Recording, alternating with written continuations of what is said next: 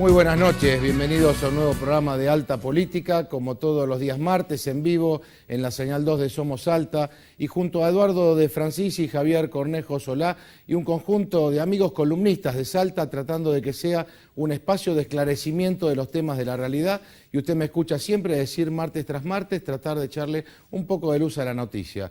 Y hoy vamos a hablar justamente de economía, que es lo que está pasando en la economía del país. Pero antes de eso, una pequeña reflexión, y era mis saludos, digamos, y de todo el equipo de producción para la diputada Claudia Rucci, a la cual no se le ha reconocido que su padre tenga derechos humanos, nada menos que el asesinato por parte de Montoneros de José Ignacio Rucci en el año 73, y el juez Lijo mandó guardar la causa, digamos, ¿no? Así que son esas falacias de la historia argentina y que estamos viviendo, derechos humanos para unos sí, para otros no, y en este caso un hombre que fue realmente el baluarte de la columna vertebral del movimiento, podríamos decir, trabajador argentino. Y bueno, cómo no recordar entonces en esta semana que el viernes pasado se comete semejante injusticia. Por otro lado, y todos sabemos que en la provincia de Buenos Aires da la casualidad que hubo una nueva ley por la cual no puede haber crucifijos en las escuelas. Pero por otro lado, la Cámpora sí puede dictar cursos de la militancia con el Eternauta, con la figura de Néstor Kirchner, y justamente promovido por la misma jefatura de Gabinete de Ministros. Otra de estas cuestiones que realmente creo que en la democracia y en la república no hace bien a los argentinos. Esperemos que las autoridades tomen esto como un dato de la realidad que no debe ser sano, para justamente ampliar los ámbitos de debate y para que todos podamos participar en la construcción de una verdadera república. Y como decíamos, como tuvimos este dato tan importante estos días de que con 6 pesos se puede comer, invité a varios economistas que son parte de este staff de Alta Política, a Julio Moreno, a Antonelli y a Roy, para que podamos en estos primeros, podríamos decir, 2 bloques de Alta Política, tratar de desmembrar un poco qué está pasando en la política económica argentina, y por otro lado ver si realmente lo que está pasando en el mundo altera tanto a la economía latinoamericana. Vamos, señor director, entonces a la pausa con Andes y enseguida la mesa de los economistas de Salta.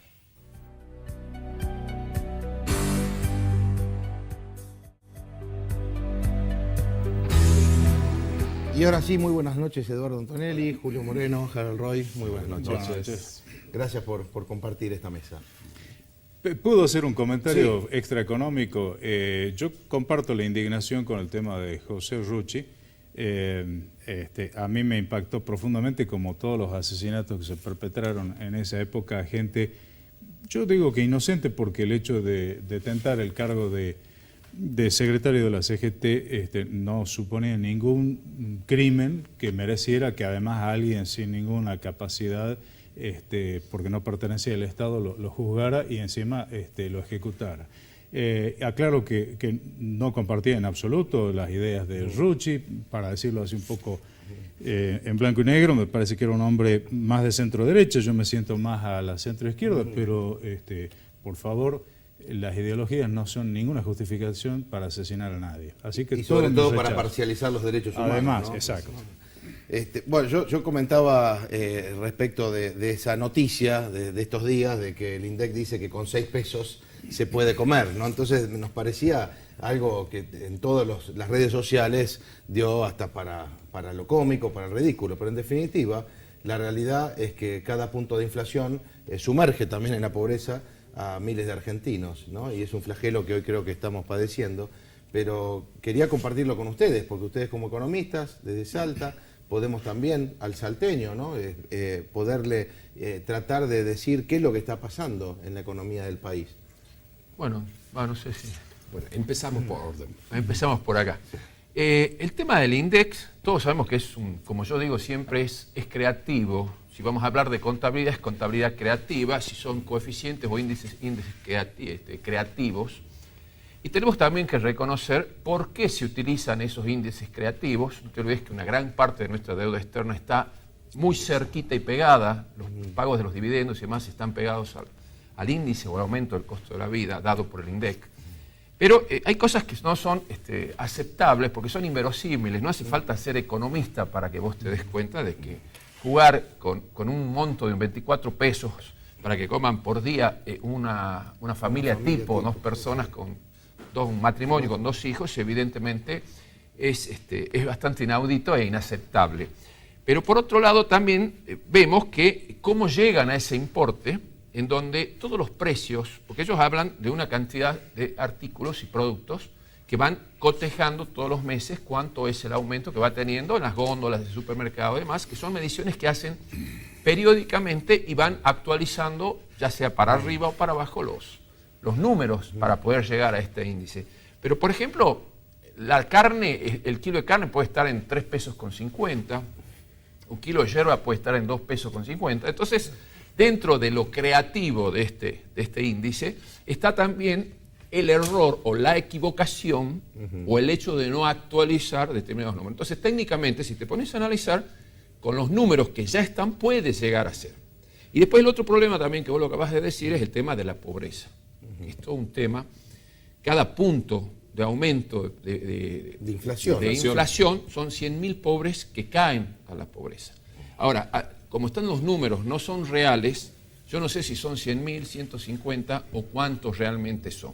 Lo que sí es mucha gente que no le alcanza para comer o eventualmente, si en algún momento, que es otro tema también, el tema de la dependencia de los subsidios, cuando se le corten los subsidios, que es un tema que evidentemente es un tema que nos preocupa sobremanera a todos nosotros, ¿cómo va a ser esa persona para poder subsistir en un esquema en donde cada vez es menor la cantidad de trabajo que se consigue, en un esquema en donde van disminuyendo las fuentes de trabajo por la misma recesión y la inflación, para algunos buenas y para otros malas, sigue avanzando?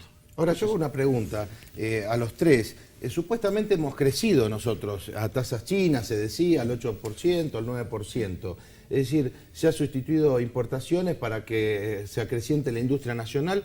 Creo que todos podemos celebrar ese tipo de políticas si realmente la economía avanza en función quizá de un consumo sostenido. Pero este año particularmente, esos datos se vinieron abajo, con la soja igual a $600 la tonelada, algo pasó, es decir, supuestamente ese viento de cola sigue estando en términos de lo que al gobierno le sostiene parte, digamos, de su ingreso, que es la retención por las exportaciones. Pero ¿por qué dejamos de crecer o crecemos y la inflación nos pasa el crecimiento o no hay inversión? ¿Cuál es el diagnóstico en ese sentido? Bueno, no, adelante, no, que yo ya hablé. En realidad estamos cayendo en una trampa de toda una serie de cálculos equivocados, porque ya viene mal el cálculo desde el principio, desde varios años, y siempre seguimos con bases erróneas, y eso obviamente produce resultados que ya no corresponden a la realidad. Y allá surge el gran problema que tenemos hoy por hoy. No sabemos si tenemos un 10, un 15 o un 20% de inflación. Es todo un cálculo de un lado, luego otros cálculos. Tenemos en realidad una inflación de la medición de inflación, lo que produce a su vez que el Estado, tanto al nivel nacional como provincial, no puede hacer política fehaciente para la industria, para sustituir justamente importaciones, y tampoco puede hacer una política socialmente justa para sacar a la gente de la pobreza.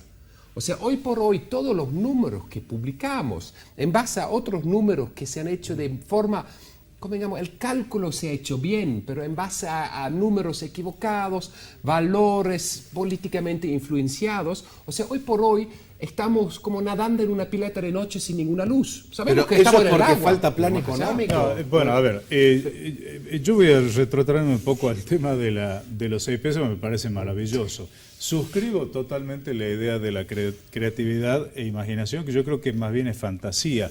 Yo creo, se me ocurre que el INDEC debe estar asesorado por la Cámpora, que debe llevarles el Eternauta, Batman y algunas otras literaturas de ese tipo para conformar la metodología, y del resultado de todo eso y de algún viaje en el tiempo sale, ¿no es cierto?, la canasta de 6 pesos. Otra explicación no se me ocurre. Ahora, en cuanto a por qué, digamos, la economía deja de crecer, bueno, hay varias razones concurrentes. Por un lado, es cierto, digamos, la mentira oficial del INDEC crea un desconcierto gigantesco y las expectativas, que son muy importantes, el clima de confianza, que es fundamental para los negocios y para que haya inversión, se ha venido deteriorando sistemáticamente. A eso se le suma que el gobierno reduce la tasa de expansión del gasto público porque se queda sin recursos, Y a eso se le suma también que hay digamos, una asfixia sobre el sector externo, que obviamente, digamos, por un lado complica exportaciones, pero por otro lado complica importaciones que son fundamentales para producir, porque una parte sustancial de nuestra producción está asociada con importaciones. Si las importaciones no pueden venir, eso se complica. Y sobre todo en una economía globalizada. Claro, mata la industria local, porque falta insumos. A la sustitución de importaciones, bueno, eso es como la adhesión a que el reparto es bueno. Yo, digamos, todos vivimos varios años de kirchnerismo, en el cual nadie hablaba del reparto. Las FJP parece que funcionaban muy bien, hasta que fueron necesarios los fondos de la FJP. A partir de ahí se levantó el valor del reparto, por supuesto para justificar la enajenación de esos fondos que eran de los jubilados o quienes pretendían serlo y pasaron al Estado. Análogamente, nadie ha hablado de la sustitución de importaciones. Estaba perfectamente bien que ingresaran productos importados. De repente se levanta al altar de una categoría muy valiosa, la sustitución de importaciones, ¿cuándo? Con Guillermo Moreno a la cabeza. Claro, cuando el gobierno se queda sin dólares. Entonces, estos relatos, yo ya soy grande, estos relatos, es decir, que me hagan el cuento del chiquito, digamos, de Oesterheld y de la Cámpora para que yo duerma, la verdad que no lo necesito. Ahora, Eduardo, yo que te escuchaba atentamente, hay un momento en el cual el Estado empieza a hacerse de esos fondos. Empezó quizá por las FJP y siguió por cuantos fondos podía haber. Hoy inclusive está agarrando los fondos del Banco Ciudad de Buenos Aires, que funciona bien y por caprichosamente, porque hace 50 años que funcionaba de esa manera y resulta que hoy se hace de esos fondos. Eso es en función de una política de populismo que le sirve para seguir manteniendo caudal, digamos, electoral a partir de un clientelismo y que no sabe que en algún momento eso puede estallar. Están ensayando... Cortito para dar la palabra un chavismo. a los otros. Claro, sí. Se matan dos pájaros de un tiro con el tema Banco Ciudad. Por un lado, se allegan fondos, claramente, eso sí. Y por el otro lado, se lo deteriora Macri. Porque la idea, ¿cuál es? Es decir, en la medida que aparezcan competidores o presuntos competidores, hay que cortarles la cabeza. Llámese Macri o Scioli. Entonces, esto sirve para matar dos pájaros de un tiro. Julio. Bueno, en principio el hecho de apropiarse de las cajas, evidentemente yo coincido perfectamente, y han tenido la suerte, porque realmente este gobierno ha tenido mucha suerte, hay que agradecer el precio de la soja, hay que agradecer que Brasil está comprando, que le vendemos muchos autos, eso nos permite a nuestra economía poder mover y poder crecer como se está creciendo. Pero evidentemente está la cantidad de gastos que tiene el Estado, que necesita tener cajas y recursos medianamente genuinos. ¿Qué quiere decir? Recursos que no sean emisión monetaria, claro, como lo están haciendo, y que también lo tienen y lo están usando muy bien a través del Banco Central y bueno, ahora con el tema de la estatización de SICONE. Pero ¿qué pasa? Van tomando cajas. O sea, se festejó muchísimo el tema de YPF, por ejemplo. Ahora, yo me pregunto, ¿qué se festejó? ¿Que Argentina pueda llegar a autoabastecerse energéticamente cuando necesitamos inversiones multimillonarias, que no sé qué inversor va a querer venir a invertir en Argentina, o los 1.000 o 2.000 millones de pesos que da o prevé esta empresa que se llama YPF? Entonces, evidentemente hay cosas que no te quedan muy claras, hay cosas que uno no llega a entender. La suerte de haber estatizado todos los aportes patronales, los aportes jubilatorios y demás a través de la FJP, ha permitido que el Estado tenga acciones en un montón de empresas de actividades privadas. Efectivamente, todo eso le permite al Estado tener directores dentro de las sociedades que tienen. Llamémosle Banco Macro, bueno, YPF y todos los demás. Hay muchas empresas porque era obligatorio de las AFJP que los importes que les sobraban adquieran inversiones. En este caso compraron inversiones y acciones en Argentina, empresas argentinas. Entonces eso evidentemente le está dando un control muy fuerte de las empresas, que está bien, si vamos a empezar a discutir si es bueno o no es bueno que las empresas giren divisas de afuera del país, que un poco de la misión o de la función que en este momento pueden llegar a ser estos directores del Estado, para evitar que se vayan o aumente la fuga de divisas, que yo comparto, no tiene que haber fuga de divisas, sí tiene que haber inversiones, que es el momento económico que nosotros necesitamos muchísimas inversiones.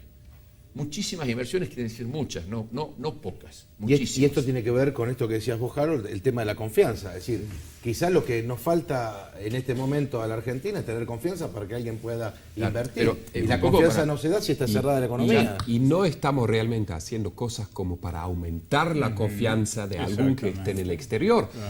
Basta con simplemente, ¿cómo le puedo decir a una empresa extranjera que no puede sacar dólares de este país? Entonces obviamente van a ir a Brasil, van a ir a Chile. Sobre todo el caso que acá para Salta es importante, las inversiones mineras, y las mineras han sido muy golpeadas por esta medida de no poder sacar sus ganancias en dólares. Creo que en esta mesa todos estamos bien de acuerdo que nosotros queremos que siga adelante la Argentina, que crezca, que le vaya bien, pero para eso hace falta un plan y no medidas, digamos, medio dudosas, sin realmente una idea hasta dónde quieren que llegue el país, sino simplemente necesitamos tener una caja, entonces para tener la caja agarramos la FJP, ahora no tenemos dólares, entonces directamente violamos los derechos constitucionales de los ciudadanos argentinos de poder cambiar dólares. Yo, por ejemplo, he intentado explicar a mis padres que viven en Alemania el hecho que no puedo ir al banco y cambiar dólares. Y ellos me preguntan, pero hijito, ¿no tienes pesos para cambiar? Sí, tengo pesos para cambiar, pero no me dejan, salvo que vaya a comprar un arbolito y le pago un 30% más. Hijito, ¿qué es un arbolito? Me dicen. Sí, son cosas que no se pueden explicar. Bueno, pero recién vos hablabas de Ciccone, no sé cómo se pronuncia. ¿Cómo puede ser posible que un gobierno que se postula en su plataforma, en su ideología, en la marchita que combate al capital, ¿no es cierto?, la plata la fabrica una empresa privada? Es una cosa que, es decir, ni Bush ni von Hayek, bueno, él sí porque tiene una idea muy especial de un economista austríaco muy ortodoxo, pero cualquier Friedman, cualquiera, le parecería un despropósito que un gobierno, ¿no es cierto?, tenga una imprenta privada. En realidad, ahora la estatiza va a formar parte claro, de la sí, moneda. pero ¿cuántos años ha estado imprimiendo? Pasa lo mismo que con la FJP o con la sustitución de importaciones. Es decir, no parecía nada mal que una empresa privada fabrique dinero. Te diría, Eduardo, con una agravante ahora, claro, ¿no? Me están controlando si voy a comprar, no solo dólares, ahora también naranjas. Naranjas y pan, porque son insumos estratégicos. Medialunas que la FJP, que la AFIP, perdón, tiene que controlar. En este caso hay un agravante porque en realidad también no nos olvidemos que estaban todas las denuncias de corrupción del vicepresidente de la Nación y que de esta manera también es una forma de decir, bueno, se tapa todo, tenemos Ciccone adentro y olvidemos el caso Vudú, ¿no? Ahora, históricamente los argentinos estábamos acostumbrados a tener un ministro de Economía que nos presentaba un plan, ¿no? Siempre. ¿Quién es el que maneja el plan económico? ¿Ustedes como economistas detectan un plan o no hay plan? No, lo que pasa es que no hay un plan. Lo que pasa es que son medidas, y medidas aisladas, como le digo también, medidas de parche. Están faltando dólares, bueno, se prohíbe la venta de dólares. Hay que incentivar las inversiones, bueno, empecemos a generar líneas de crédito, el caso del 15% de los blancos que tienen que prestar a una tasa de un 15% a las pymes.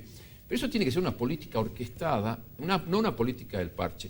Y un amigo mío, al margen de la economía, me comentaba y me dice, mira, este gobierno lamentablemente pone primera y cuando se da cuenta que se equivoca, tendría que bajar a punto muerto y no pone segunda y sigue adelante. Entonces, lamentablemente, las consecuencias las vamos a padecer todos. O sea, acá no hay nada sustentable en el tiempo y bueno, ahora se está discutiendo si es bueno o no es bueno crecer con inflación, si es bueno o no es bueno parar los subsidios e incentivar el mercado interno. Evidentemente nuestra economía cada vez se va cerrando más. Hay muchas empresas que están trabajando y van a trabajar muy bien, justamente para abastecer el mercado interno. Ahora la pregunta es que nos hacemos todo. ¿Esto es sustentable en el tiempo? Buena pregunta, y me quedo con esa duda. Vamos a ir un pequeño corte aquí en Alta Política, y en el segundo bloque vamos a tratar de redondear si es sustentable en el tiempo, si hay alguna alternativa que hoy los economistas que estén a cargo del plan puedan hacer, porque creo que todos los argentinos, si algo queremos, es que sea sustentable el crecimiento de la confianza para que todos podamos estar, como se dice hoy, está de moda, incluidos dentro del crecimiento. Vamos a la pausa y enseguida regresamos con más Alta Política.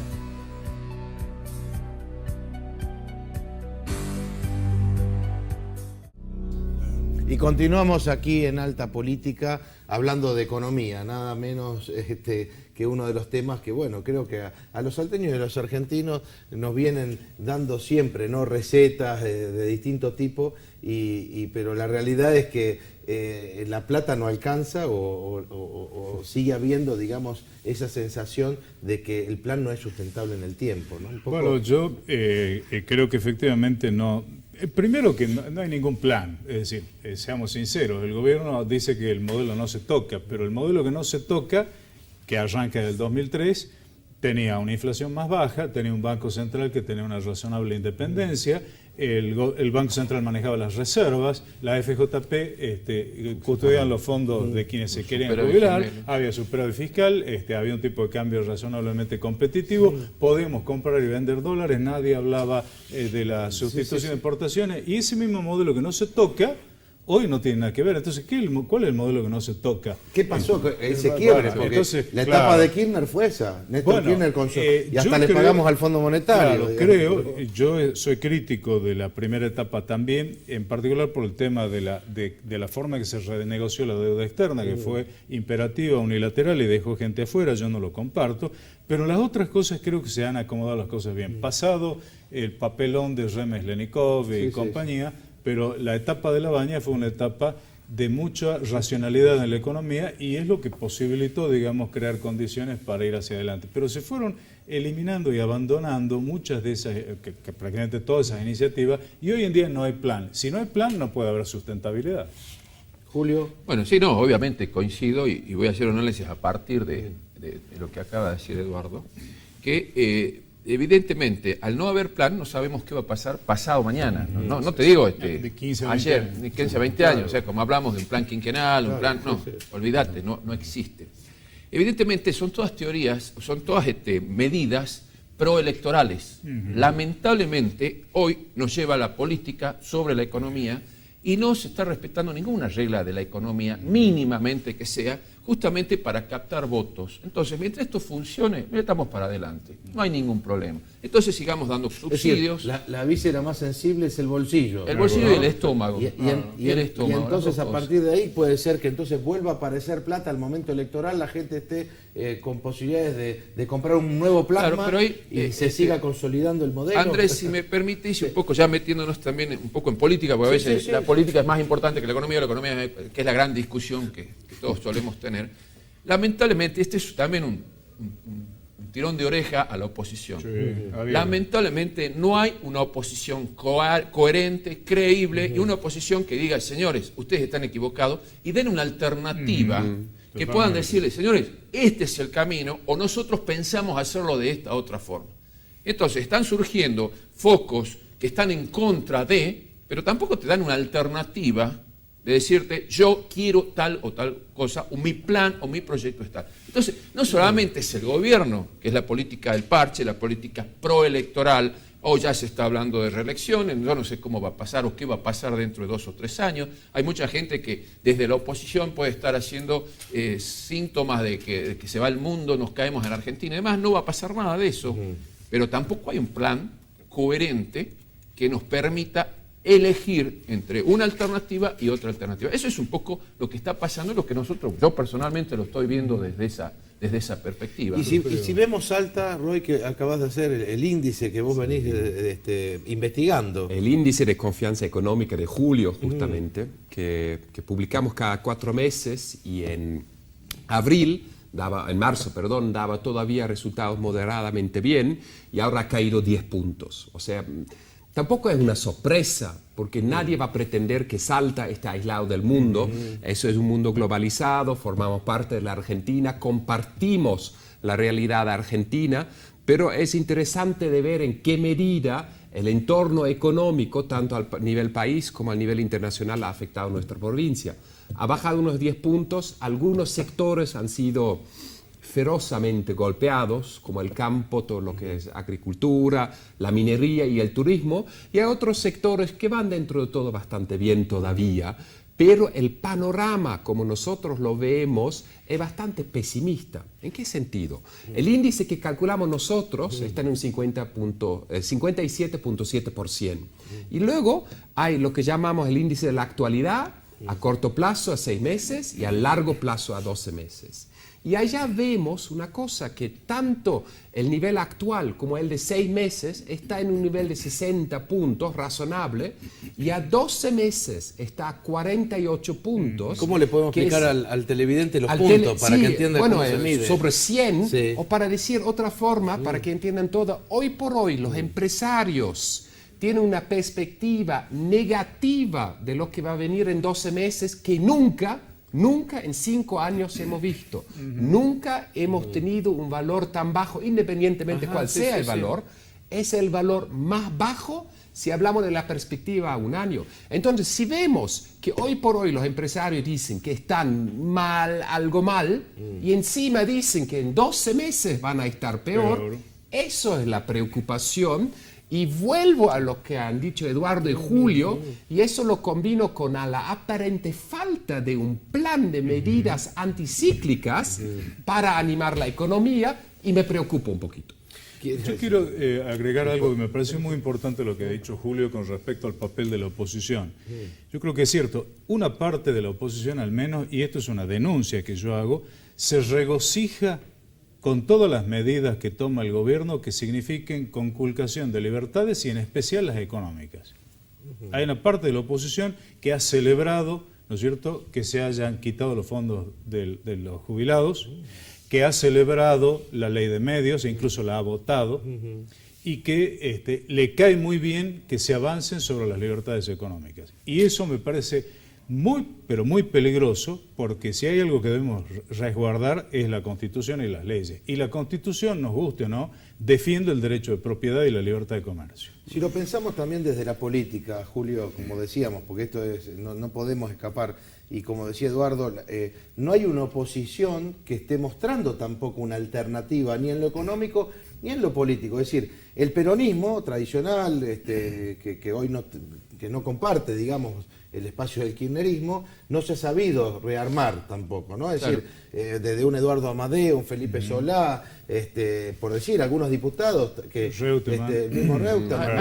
Hay muchas personas que obviamente han quedado en el camino. Hoy se está hablando de la Sota con su jugada esta que hizo de alejarse o de pedirle el 15% de porcentaje de coparticipación, que con justa toda razón todas las provincias le tenemos que pedir a la nación.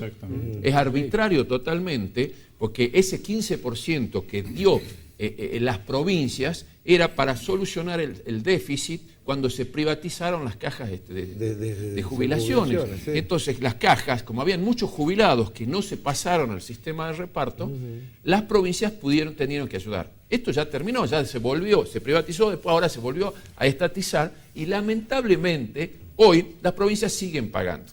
Entonces se mezcla lo político con lo económico. Entonces un gobernador como de la Sota, un gobernador como de la Scioli, mostrando una obediencia total porque se queda sin dinero.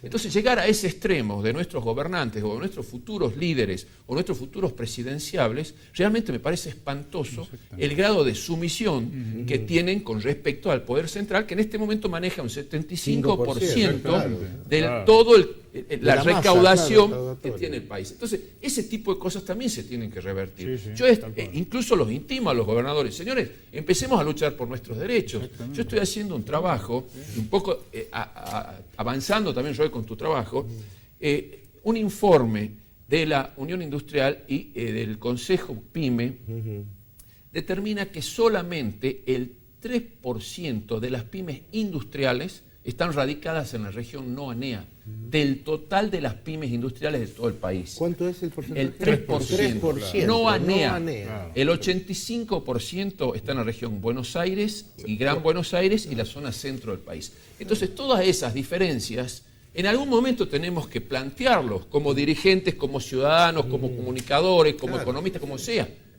Y más sabiendo las posibilidades y las oportunidades que tenemos acá en el no ANEA, que estamos tan cerca del Pacífico para salir a El corredor Asia. bioceánico. Y Todas la estas cosas, bueno, integración pero en ¿dónde Brasil. están? ¿Qué estamos haciendo? Lo venimos discutiendo hace 30 años. No, y quiero agregar que este año Salta no tuvo ni siquiera una obra financiada en el presupuesto nacional. Es decir, no tuvimos ni siquiera una obra en el presupuesto nacional. Lo que Es todo pasa es arbitrario. que el peso de Salta a nivel nacional es chico. Es muy chico en cuanto a los votos que Bueno, aporta y es muy chico en cuanto al Producto Bruto que aporta el país, lamentablemente. Pero ese criterio, el Es que falso es al criterio- revés, tendría que ser al revés. Tendría que ser al revés. Somos para pobres, ¿cómo aumentarlo. hacemos para Eso empezar es. a No, y es el falso equilibrarnos? federalismo, Ese es- porque lo mide todo en base a la cantidad de habitantes y no las provincias tener esa, Andrés, esa soberanía pero- que... En realidad, las provincias más desarrolladas tendrían que recibir menos fondos del Estado a favor de las provincias menos desarrolladas para tener un país socialmente Bueno, justo. nuestro pero gobernador el nivel- habló el- de los fondos está de bien, convergencia. Perfecto, ¿no? pero el nivel, Bueno, pero el nivel ¿cómo de le fue? deterioro del federalismo es escalofriante. Hay que pensar simplemente que el Consejo Federal de Inversiones, que era una herramienta muy importante que contribuye al federalismo, está totalmente ausente. Y también hay que señalar algo. Es decir, es increíble, yo recuerdo cuando gobernaba Alfonsín y digamos, el reclamo sobre los envíos de fondos era insistente y me parece perfecto, porque la nación era su deber. Hoy en día, además de los pactos fiscales y una serie de cosas, se ha diluido absolutamente la capacidad de las provincias de recibir esos fondos y la automaticidad, y las provincias se callan la boca. Esto es vergonzante realmente para todos los gobernadores, con la excepción por ahí de la Sota, que bueno... Bueno, acaba de dar el primer paso de la Sota, creo que Mendoza también acaba de hacer puede un planteo. seguirlo Santa Fe, pero habría que ver también, porque ya hay un dictamen de la Corte de Justicia que le dijeron que es un problema político, no es un problema económico. Entonces, evidentemente, hay que resolverlo del sector político, y tiene razón. Y bueno, sí. Desde la política hay que resolverlo. Pero ¿cómo lo vamos a resolver? Bueno, Con Creo que propuestas, nunca con existe proyectos. tanta sumisión, digamos, de los No, gobernadores. eso es al poder espantoso. político. Lo que dijo un economista, no me acuerdo quién era, días pasados, de que este es el gobierno más unitario de la historia, creo que es absolutamente cierto. Creo que ni Rosas tuvo este nivel de unitarismo que tiene este gobierno. Al mismo tiempo, por eso cuando se habla de redistribución del ingreso y uno ve estas asimetrías, lo que dicen muchos economistas es que seguimos teniendo un país con ricos cada vez más ricos y pobres cada vez más pobres. Es decir, claro. esa Sí, brecha tal cual. jamás se La achicará. brecha aumenta y teniendo los números equivocados del INDEC, tampoco sabemos en qué Exactamente, medida se está aumentando, dónde se está exactamente. achicando, dónde habría que trabajarla. Y realmente tenemos toda una incógnita sobre eso. Con datos del INDEC, yo te puedo dar un solo dato. Formosa, por ejemplo, son 8 veces menos la cantidad de ingreso medio que un ciudadano de Capital Federal. 8 veces. 8 menos. veces menos. Nosotros estamos en la Reconocido por mitad. el INDEC. Fíjense Evidentemente, que nosotros- esas diferencias nos hacen muy mal al país. Pero Salta, mal, Salta es la tiene mitad. La mitad. nuestro presupuesto, el porcentaje más alto dedicado a la educación, que eso es un mérito, digamos, del gobernador Juan Manuel Urtubey, pero somos la última provincia respecto de la primera por habitante. Recibimos, es la que menos recibe. Por en habitante, términos, sí, per cápita. Es decir, entonces, cuando nosotros planteamos también una revolución educativa, se nos hace mucho más difícil por el grado de desigualdad que tenemos con esa Pobreza provincias. estructural. No, y por- Lamentablemente, exacto. Y por esa otro es lo lado, que nos está pasando. los condicionantes para salir de esa pobreza, ¿no es cierto?, que son, por ejemplo, la infraestructura, el ferrocarril, la salida del Pacífico, pero también al Atlántico, porque nosotros estamos cerca de Barranqueras y deberíamos trabajar para habilitar ese puerto y sacar también parte de la producción, que es relativamente sencilla. Pero bueno, sin ferrocarril, sin energía barata, con todos los problemas que tenemos, el sector crediticio, bueno, funciona, pero también convengamos que no es lo mismo Salta que Buenos Aires o que Córdoba que esos lugares. Entonces, nosotros jugamos con todas en contra en lo provincial. Y bueno, además tenemos una pobreza estructural, como dice Julio, que no ha cambiado, que al contrario se ha agravado. La parte de salud, es decir, hemos hecho retroceso. En educación, tal vez se han hecho algunos progresos, ojalá sea así, pero en salud hemos ido... No, y muy la hacia promesa atrás. del Belgrano, ¿no? Que eso es una Bueno, cosa ahora, que históricamente... yo te dejo otra tenemos. pregunta también, Sí. Andrés. Con tantos años de crecimiento a tasas chinas, nosotros no podemos disfrutarlo al ferrocarril Belgrano. Claro, por bueno, ejemplo. por eso digo. Con tasas de crecimiento que tanto alarde hacemos.